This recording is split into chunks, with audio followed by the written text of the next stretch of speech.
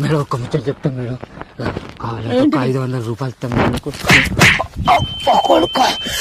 ఎవడ దగ్గర కాయనేరా అబ్బా కోలే దొరికిండే వీడు రా మా ఇసా దగ్గర రా నీ సంగతి తెలుసా?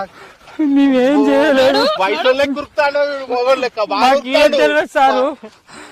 ప్రామిస్ సార్ ఈ ముసలాడు రమ్మంటే రాకుండా నాకే లంచ్ అవుతామని చూస్తాడు సార్.